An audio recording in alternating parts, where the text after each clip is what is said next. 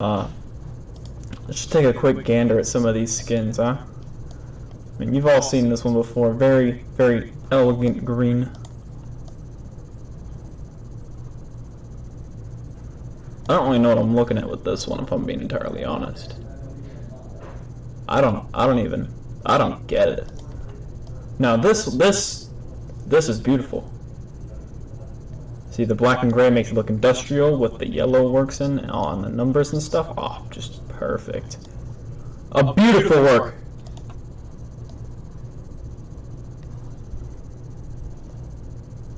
This is the raised pistol. This one's also, a lot of people like these. The Prime guns, Amazon Prime guns. Ooh. So this should be a more appropriate volume. Shorty only has the Viper skin, which is probably the best Shorty skin in the game. I get it. Ooh, the Frenzy. Ooh. This one's very shiny. And like the Couture, I don't even know how to say that. Those ones are all really awesome. Ooh. This is Breach's pistol? I think so. All the characters have an unlockable pistol skin, I think, that you can do by going through their contract. But try to make this a little bit quicker. But yeah, getting to them is difficult because you can't. I don't think you can buy your way to the skins. You just have to get enough XP while having their contract active. Which actually, you know, I'll finish out the ghost and we want to check something. This is a really good looking ghost. I think this one and Cypher's, which is this one, are like the two best. Sheriff, I love the Aristocrat skins. Peacekeeper one's also really good.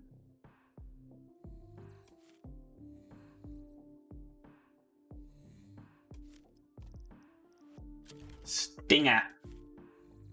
Whoa. Yeah, I really like the Aristocrat guns. I think they chose a good color scheme to go with them. The black, gold, and ivory is nice.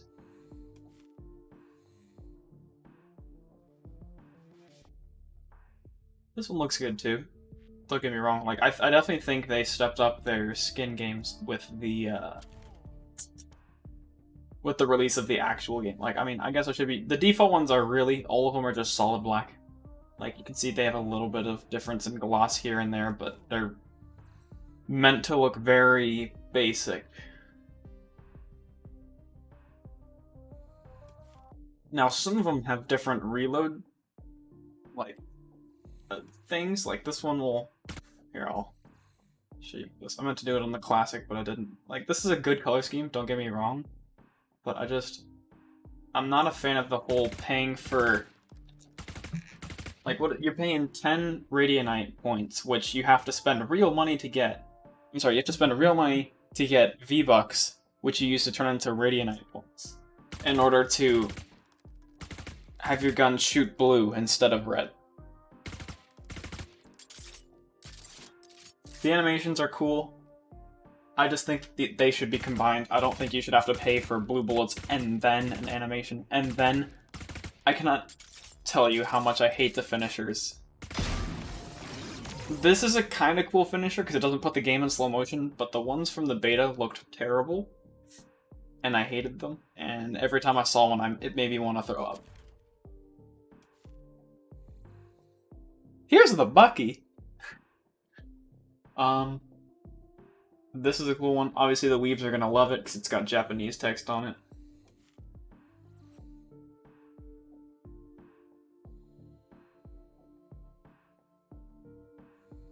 Not much to say about the Kingdom Bucky, which this is one that you get from doing the Battle Pass, which I knew coming out with this game, Riot was going to put out a lot of microtransactions because that's what any game company would do at this point in time. Especially, like, the Battle Pass is such a smart idea at getting people to pay, you know, instead of $50 one time, they'll pay $10 every month so that way they can get the next Battle Pass. so they can get the next coolest guns or whatever. But honestly, the way the battle passes look and set out makes them seem not terrible, and they're also kind of cheap. They're only 1,000 V-Bucks. This is a really good Bulldog skin. I really do. I like this Aristocrat. I like all the Aristocrat skins. I think it's interesting though how differently Valorant has handled skins now than they did in the beta. Like, a lot of these skins are not super colorful. I mean, I say that and then there's this one, but I mean, the beta had purple, blue skins. I mean, it had, actually, I guess it was kind of a blue beta. But I mean, these ones are all, I hate to say, kind of more modernized in their art style, and that they're very basic. I hate to say basic, to use the term, but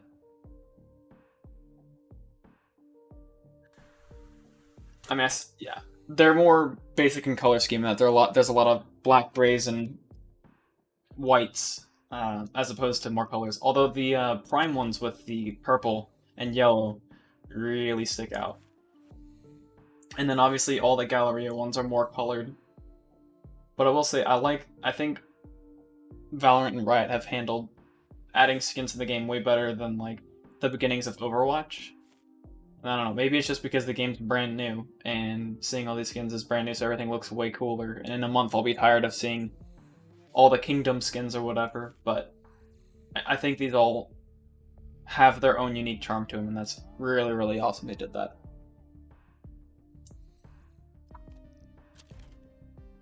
Now, this is probably my favorite skin in the game right now.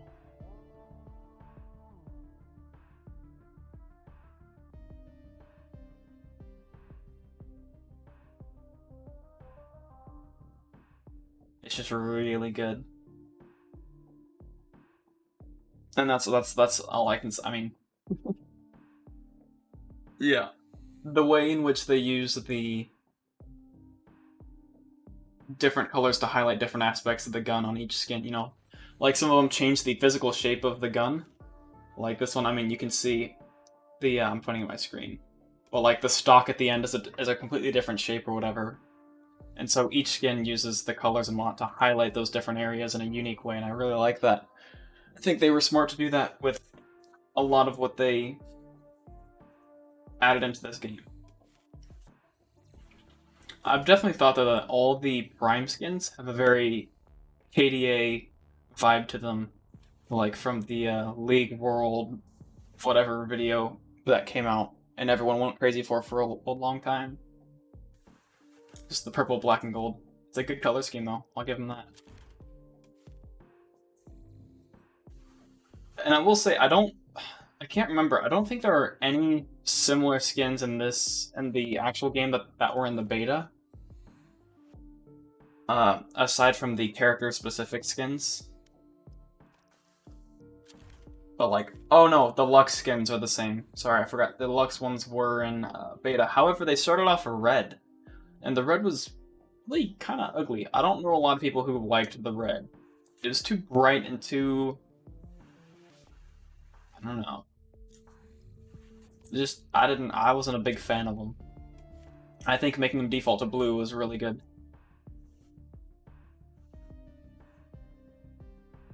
This is a really cool gun. Every time I see an Aristocrat skin, I'm gonna pick it up for sure.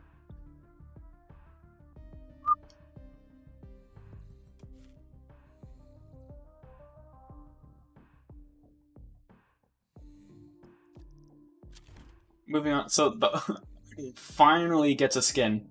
I was very disappointed in the beta when they never gave it a skin. A lot of people seem to want to use it. I never used it a whole lot, because it's not...